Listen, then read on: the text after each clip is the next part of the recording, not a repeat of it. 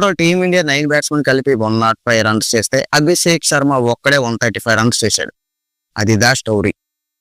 So Abhishek Sharma గురించి మాట్లాడదాం. అంతకన్నా ముందు మనం సంజు శాంసన్ గురించి మాట్లాడదాం. నెగిటివ్ అనుకుంటున్నారేమో, సంజు శాంసన్ గురించి కూడా పాజిటివ్ మాట్లాడతాను ఈ వీడియోలో. అందుకని ముందు welcome back to cricket pitch meetings. మీరు కానీ నా ఛానల్ కొత్తగా వచ్చినట్టయితే లైక్, షేర్, సబ్స్క్రైబ్ కొట్టేయండి. ఇక మెయిన్ మ్యాటర్లోకి వెళ్ళిపోతాం. సంజు శాంసన్ 5వ మ్యాచ్ కూడా same short pitch ball, same deep square link trailer, same out. ఏం చెప్పాలో అర్థం అవట్లేదు దీని గురించి, బట్ మనం మాట్లాడదాం. కానీ ఇందులో సంజు శాంసన్ గురించి పాజిటివ్ కూడా చెప్పాలి. అదేంటంటే ఆల్రెడీ సంజు శాంసన్ ఇంతకు ముందు 4 మ్యాచ్లలో సేమ్ షార్ట్ పిచ్ బాల్కి అవుట్ అయ్యాడు అనేది సంజు శాంసన్ మైండ్ లో ఉంది. కానీ అదంతా తెలుసు సంజు శాంసన్ కి, అతని మీద ఎంత ప్రెజర్ ఉంది. మొత్తం క్రికెట్ వరల్డ్ అంతా కూడా ఈ షార్ట్ పిచ్ బాల్ వీక్నెస్ గురించి మాట్లాడుకుంటుంది సంజు శాంసన్ కోసం. ఇదంతా తెలుసు. తెలిసినా సరే వచ్చి ఒక ఫీర్లెస్ గా స్టార్టింగ్ ఓపెనింగ్ అయితే బాగానే చేశాడు. ఒక 2 6లు, ఒక 4 భరతనాట్యం చేశాడని చెప్పాలి. నేను అనుకున్నాను ఓకే, ఈ షార్ట్ పిచ్ బాల్ వీక్నెస్ అని ఇంతమంది క్రిటిసైజ్ చేశారు కాబట్టి సంజు శాంసన్ కి ఒక సరైన ఆన్సర్ ఇచ్చాడు. ఓకే, మంచి స్టార్ట్ అయితే చేశాడు, ఇంకా ఈ మ్యాచ్ కుమ్మేస్తాడు, మళ్ళీ టక్స్ లోకి వచ్చాడు సంజు శాంసన్ అనుకున్నాను. But same short pitch ball కి వేసినాక మళ్ళీ డీప్ స్క్వేర్ లెగ్ లో క్యాచ్ అనమాట. ఇంగ్లాండ్ క్రికెట్ టీం పట్టేసిందండి, సంజు శాంసన్ వీక్నెస్ పట్టేసింది. అంతేకాదు క్రికెట్ వరల్డ్ అంతటా కూడా Sanju Samson short pitch ball వేస్తే ఆడలేడు, అవుట్ అయిపోతాడు అని అయితే చెప్పినట్టు ఉంది. సో ఇదేం కొత్త కాదు. ఇంతకుముందు మన సౌరవ్ గంగూలీ కూడా గాడ్ ఆఫ్ ఆఫ్ సైడ్ అని అనేవాళ్ళు. ఎందుకంటే ఆఫ్ సైడ్ మన గంగూలీ మామూలుగా ఆడేవాడు కాదు, బేభత్సంగా ఆడేవాడు. కాకపోతే ఒకసారి సౌత్ ఆఫ్రికాతో సిరీస్ మన టీమిండియా ఆడినప్పుడు గంగూలీ వీక్నెస్ అయితే పట్టేసింది. ఆఫ్ సైడ్ ఫీల్డింగ్ ఎలా సెట్ చేయాలి, గంగూలీ ఆఫ్ సైడ్ ఆడకుండా ఎలా అరికట్టాలి అన్న టైప్ లో సౌత్ ఆఫ్రికా అయితే పసిగట్టేసి మొత్తం క్రికెట్ వరల్డ్ అంతటి చెప్పేసింది. తర్వాత మిగతా టీమ్స్ కూడా గంగూలీ బ్యాటింగ్ వచ్చినప్పుడు ఆఫ్ సైడ్ ఫీల్డింగ్ అలాగే సెట్ చేయడం మొదలు పెట్టారు. ఆ తర్వాత నుంచి గంగూలీ ఇబ్బంది పడడం మొదలు పెట్టారు. సేమ్ ఇప్పుడు కూడా సంజు శాంసన్ విషయంలో అదే జరుగుతుంది అని అయితే నాకు అనిపిస్తుంది. ఎందుకంటే ఈ మొత్తం క్రికెట్ వరల్డ్ అంతకి తెలిసిపోయింది, Sanju Samson short pitch ball వేస్తే అక్కడ డీ స్క్వేర్ లెగ్ లో క్యాచ్ ఇస్తాడు, బాడీ మీదకి ఒక షార్ట్ పిచ్ బాల్ వేయాలి సంజు శాంసన్ కి. అది సంజు శాంసన్ వీక్నెస్. ఓకే, ఇంకా సంజు శాంసన్ విషయం పక్కన పెడితే మరి same short pitch balls Abhishek Sharma కూడా 6ers కొడుతున్నాడు కదా, ఎలాగా ఏంటి ఆ డిఫరెన్స్ ఏంటి మనం చూసుకుంటే సంజు శాంసన్ కన్నా అభిషేక్ శర్మ బ్యాట్స్వింగ్ అనేది చాలా స్పీడ్ గా ఉంటుంది. దాంతోపాటు Abhishek Sharma ball to eye contact కూడా సంజు శాంసన్ కన్నా బెటర్ గా ఉండడం, అంతేకాకుండా పేస్ బౌలర్లకి కొంచెం తొందరగా రియాక్ట్ అవ్వడం అభిషేక్ శర్మ. సంజు శాంసన్ అయితే కొంచెం లేట్ అయిపోతాడు. సో అభిషేక్ శర్మ అలా కాదు, చాలా ఫాస్ట్ గా రియాక్ట్ అవుతాడు. సో వీటన్నిటి వల్ల Abhishek Sharma same short pitch ball వేసినా సరే వాటిని 6ers గా మలుస్తున్నాడు. సో ఈ మ్యాచ్ లో కూడా అభిషేక్ శర్మకి షార్ట్ పిచ్ బాల్స్ వేశారు, కానీ వేసినవన్నీ కూడా 6ers. సో అభిషేక్ శర్మ గురించి మనం మాట్లాడదాం. కాకపోతే పాపం అక్కడ ఇంగ్లాండ్ బౌలర్లకి అభిషేక్ శర్మకి ఎక్కడ బాల్ వేయాలో అర్థం అవ్వలేదు. ఎందుకంటే షార్ట్ పిచ్ బాల్ వేసినా కొడుతున్నాడు, ఫుల్ లెంత్ బాల్ వేసినా కొడుతున్నాడు, గుడ్ లెంత్ బాల్ వేసినా కొడుతున్నాడు, అక్కడ వచ్చి ఆఫ్ సైడ్ వేసినా కొడుతున్నాడు, లెగ్ సైడ్ వేసినా ఆన్ సైడ్ వేసినా కొడుతున్నాడు. పాపం ఇంగ్లాండ్ బౌలర్కి ఎలాగ బౌలింగ్ ఎక్కడ వేయాలి, ఏ బాల్ ఎక్కడ పెట్టాలి అర్థం అవ్వలేదు. ఒక్క ఫుల్ లెంత్ బాల్ కి మాత్రం అభిషేక్ శర్మ క్షమించినట్టు నాకైతే అనిపించింది. సో ఏదో అభిషేక్ శర్మ ఫ్లూక్ లో ఏదో కొట్టేశాడు 135 రన్స్ అంటే అలా కాదు, ప్రతి బౌలర్ ని రీడ్ చేసి మరీ కొట్టాడు. సో అది ఇంకా అభిషేక్ శర్మ ఈ మ్యాచ్ లో మన సాధించిన రికార్డ్స్ చూసుకుంటే కేవలం 50 రన్స్ 17 balls లోనే చేశాడు. అలాగే తర్వాత 100 runs వచ్చి 37 balls చేశాడు. కాకపోతే అక్కడ ఒక చిన్న రికార్డు మిస్ అయింది. అదే మన రోహిత్ శర్మ ఇంకా డేవిడ్ మిల్లర్ 35 balls కి ఏదైతే 100 runs చేశారో అది చేస్తారు అనుకున్నాం. బట్ 2 balls ఎక్స్ట్రా తీసుకున్నాడు. అలాగే ఇంకా మన టీమిండియా బ్యాటింగ్ లో పాజిటివ్స్ చూసుకుంటే మన తిలక్ వర్మ ఇంకా అభిషేక్ శర్మ అక్కడ 45 balls అనుకుంటా 115 runs పార్ట్నర్షిప్ చేశారు.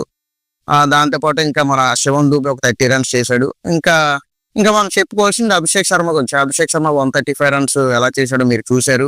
గ్రౌండ్ అంతా మ్యూజిక్ మామూలుగా రాలేదు. భరతనాట్యం వేసినట్టు అనిపించింది నాకు ఆ పిచ్ లోని అభిషేక్ శర్మ. సో ఈ 135 runs లో కూడా అభిషేక్ శర్మ 4 కన్నా 6ers ఎక్కువ ఉన్నాయి. 13 6ers ఉంటే మన 4s చూసుకుంటే అభిషేక్ శర్మ ఎన్ని ఉన్నాయో ఒకసారి నేను రాసుకున్నాను, ఎందుకంటే కొంచెం మర్చిపోతాను కాబట్టి. 7 4s ఉన్నాయి, 250 స్ట్రైక్ రేట్ అనమాట అభిషేక్ శర్మది. అలా ఉందన్నమాట batting. So total team India score మొత్తం చూసుకుంటే 247 for 9 కదా. సో ఇదే వాంఖండే స్టేడియంలో హైయెస్ట్ స్కోర్ అనమాట ఇంటర్నేషనల్ లో. సో ఈ 247 లో కూడా మిగతా 9 బ్యాట్స్మెన్ కలిపి 105 రన్స్ చేస్తే మన అభిషేక్ శర్మ ఒక్కడే 135 రన్స్ చేశాడు అనమాట. అలా ఉంది బ్యాటింగ్. సో ఇంకా ఇంకా రికార్డ్స్ ఏమున్నాయి చూసుకుంటే, ఓకే, పవర్ ప్లేలో మన టీమిండియా ఫస్ట్ 6 overs కి 95 రన్స్ చేసింది. ఇదే మన టీమిండియాకి T20 ఇంటర్నేషనల్ లో హైయెస్ట్ పవర్ ప్లే రన్స్ అనమాట. దాని తర్వాత ఫస్ట్ 10 overs కి 143 రన్స్ చేశాడు ఫర్ 2 wickets అనమాట. ఇంకా మరి నెగిటివ్స్ లేవా అని అంటే టీమిండియా బ్యాటింగ్ లో యాక్చువల్ గా మనకి అభిషేక్ శర్మ ఈ రోజు ఆ వాంఖడే స్టేడియంలో సిక్సర్ అభిషేకం చేయడం వల్ల మనకి నెగిటివ్స్ అన్ని మనకి సరిగ్గా కనిపించలేదు. కానీ యాక్చువల్ గా చూసుకుంటే మన టీమిండియా బ్యాటింగ్ లో చాలా నెగిటివ్స్ ఉన్నాయి. మన ఫస్ట్ సంజు శాంసన్ గురించి ఇంకా ఇంకా ఎంత తక్కువ మాట్లాడితే అంత మంచిది. షార్ట్ పిచ్ బాల్ వీక్నెస్ అది అధిగమించలేకపోయాడు. ఫస్ట్ మ్యాచ్ నుంచి కూడా అదే వీక్నెస్. బట్ నెట్స్ లో ప్రాక్టీస్ చేశాడు, షార్ట్ పిచ్ బాల్ అన్నారు, కానీ నాకైతే అనిపించలేదు. ఇంకోటి సంజు శాంసన్ దరిద్రం ఏంటంటే 5 సార్లు కూడా మన జోఫ్రా ఆర్చర్ చేతిలోనే బలైపోయాడు. అంటే ఫస్ట్ 3 మ్యాచ్ల్లో డైరెక్ట్ జోఫ్రా ఆర్చర్ బౌలింగ్ లో అవుట్ అయితే కిందటి మ్యాచ్ ఈ మ్యాచ్ లో జోఫ్రా ఆర్చర్ కి క్యాచ్ ఇచ్చాడు. సో ఈ 5 సార్లు సంజు శాంసన్ అవుట్ అయిన విషయంలో మన జోఫ్రా ఆర్చర్ భాగస్వామ్యం గట్టిగా కనబడుతుంది.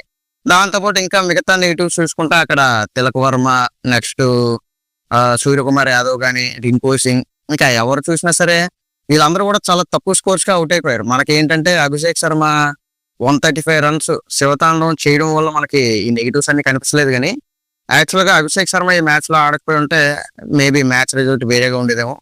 మరి నాకైతే అలా అనిపిస్తుంది. దాంతోపాటు మన టీమిండియా లాస్ట్ లో అభిషేక్ శర్మ అవుట్ అయిపోయిన తర్వాత లాస్ట్ 2 overs చాలా తక్కువ స్కోర్ చేశారు. అందులోని లాస్ట్ ఓవర్ అయితే కేవలం 7 runs చేశారు. అవతల స్ట్రైకింగ్ లో అక్షర్ పటేల్ ఉన్నాడు. సో అదొకటి మైనస్ అని చెప్పొచ్చు. దాంతో పాటు ఇంకా ఇంగ్లాండ్ టీమ్ లో బౌలింగ్ లో పాజిటివ్స్ ఏమైనా ఉన్నాయా అంటే నెగిటివ్స్ చెప్పలేదు అనుకోవద్దు. ఇంగ్లాండ్ టీమ్ లో ఈ రోజు అన్ని కూడా మైనస్ లో ఉన్నాయి. సో ఇప్పుడు నెగిటివ్స్ ఏంటి, పాజిటివ్స్ ఏంటి అని అడిగితే, ఒక పక్క మనకి అభిషేక్ శర్మ అంత రచ్చరచ్చ చేస్తున్నా సరే మిగతా బ్యాట్స్మెన్ సూర్యకుమార్ యాదవ్ కానీ, అక్కడ రింకు సింగ్, తిలక్ వర్మ, హార్దిక్ పాండ్యా వీళ్ళందరినీ కూడా ఎక్కువ స్కోరు కొట్టనీయకుండా వాళ్ళు బౌలింగ్ లో అయితే కట్టడి చేశారని చెప్పాలి. వాళ్ళు కూడా ఈ మ్యాచ్ లో గట్టిగా ఆడుంటే 300, 400 టీమిండియా స్కోర్ అయితే కనిపించి ఉండేది మనకు బోర్డు మీద. సో దాంతోపాటు లాస్ట్ ఓవర్ వాళ్ళు ఇంగ్లాండ్ బౌలింగ్ చేసిన లాస్ట్ ఓవర్ కూడా చాలా బాగా చేశారు. ఓన్లీ 7 runs ఇచ్చారు. ఇది ఇంగ్లాండ్ టీం బౌలింగ్ పరిస్థితి. అలాగే మన టీమిండియా బౌలింగ్ లో ఏమైనా ప్లస్లు ఉన్నాయా అని అడిగితే, అక్కడ Mohammed Shami first over 17 runs ఇచ్చాక మళ్ళీ సెకండ్ ఓవర్ కూడా వచ్చినప్పుడు కమ్బ్యాక్ అయితే బాగా ఇచ్చాడు. ఒక వికెట్ తీసి అక్కడ 7 runs 8 runs ఇచ్చాడు. అదొకటి అయితే బాగుంది మన టీమిండియా బౌలింగ్ విషయంలో పాజిటివ్. ఇంకా దాంతో పాటు మనకు ఒక పక్క సాల్ట్ పోరాడుతున్నా సరే మన టీమిండియా బౌలర్స్ రెగ్యులర్ ఇంటర్వెల్ లో వికెట్స్ తీయడం వల్ల 97 బిలో 100 స్కోర్ కి వాళ్ళు ఆల్అౌట్ అయ్యారు. ఇంకా ఇంగ్లాండ్ టీం బ్యాటింగ్ విషయానికి వస్తే పాజిటివ్స్ ఏమైనా ఉన్నాయంటే, యాక్చువల్ అక్కడ మనకి టార్గెట్ 247, ఆ టార్గెట్ చూస్తేనే గుండె దడ వస్తుంది. మనకి అక్కడ బ్యాటింగ్ వచ్చిన సాల్ట్ కూడా తెలుసు అది పెద్ద టార్గెట్. రిక్వైర్డ్ రన్ రేటు 12.7, 13 అనుకోండి. సో అంత రిక్వైర్డ్ రన్ రేట్ ఉంటే ప్రతి ఓవర్ ఖచ్చితంగా 13 runs కొట్టాలి. ఒకవేళ ఆ 13 runs కొట్టకుండా ఏమైనా షార్టేజ్ ఉన్నా సరే రన్స్ లో ఆ రన్స్ కూడా నెక్స్ట్ ఓవర్ క్యారీ ఫార్వర్డ్ అయిపోతే ప్లస్ ఆ 13 runs కి. సో ఇదంతా ఫీల్ సాల్ట్ తెలుసు. సో అందుకే మనకి ఫస్ట్ ఓవర్ లోనే ఫీల్ సాల్ట్ అంత అగ్రెసివ్ గా ఆడాడు. సో అందుకే 17 runs వచ్చే ఫస్ట్ ఓవర్. సో అదైతే బాగా నచ్చింది. ఇంగ్లాండ్ విషయంలో భయం లేకుండా అలా ఆడడం. కాకపోతే ఫిల్ సాల్ట్ కి మిగతా వాళ్ళు ఎవరు సపోర్ట్ చేయలేదు. నేను అనుకున్న 150 runs కొడతారేమో, ఆ రేంజ్ వరకు వస్తారనుకున్నాను, కానీ బట్ కష్టం అయిపోయింది. ఎందుకు పాపం వాళ్ళు ఈ మ్యాచ్ ఏదైనా గెలిచి నెక్స్ట్ 1 day సిరీస్ కి కొంచెం కాన్ఫిడెన్స్ తో వెళ్దాం, ఇండియా మీద గెలిచి అని అనుకున్నారు. బట్ 4-1 తో వాళ్ళైతే సిరీస్ కోల్పోయారు. ఫైనల్ గా మనకి అభిషేక్ శర్మ అయితే ఈ రోజు hero of the match, game changer of the match అన్నాం. గేమ్ చేంజర్ అంటే మనకి ఏంటంటే టీమిండియా ఏమైనా కష్టాల్లో ఉండి సడన్ గా వచ్చి ఆ గేమ్ ని మలుపు తిప్పి అలాంటిది ఏమైనా ఉంటే గేమ్ చేంజర్ అంటారు. బట్ ఇక్కడ మనం అభిషేక్ శర్మని game changer of the match కాదు, హీరో ఆఫ్ ది మ్యాచ్ అనేది అనొచ్చు. తన కెరీర్ లో కూడా ఇది 2nd century, నెక్స్ట్ ఇదే హైయెస్ట్ కూడా. ఇంతకుముందు జింబాబ్వేతో చేశాడు. సో జింబాబ్వే అంటే కొంచెం చిన్న టీము, వీక్ టీం అనుకోవచ్చు. కాకపోతే ఈ రోజు ఇంగ్లాండ్ టీం ఎలా ఉంటుందో మనకు తెలుసు. చాలా టీం కి బౌలింగ్ యూనిట్ లో ఉన్న ఎక్స్ట్రా పేస్ కానీ, ఆ బౌన్స్ కానీ ఇదంతా కూడా మన అభిషేక్ శర్మ చాలా ఎఫెక్టివ్ గా పేస్ చేసి 135 runs చేయడం ఒక మంచి విషయం అని చెప్పొచ్చు. మరి ఇది ఈ రోజు మ్యాచ్ రివ్యూ. మీకు కనుక వీడియో నచ్చితే లైక్ చేసి మన ఛానల్ సబ్స్క్రైబ్ చేయండి. Thank you.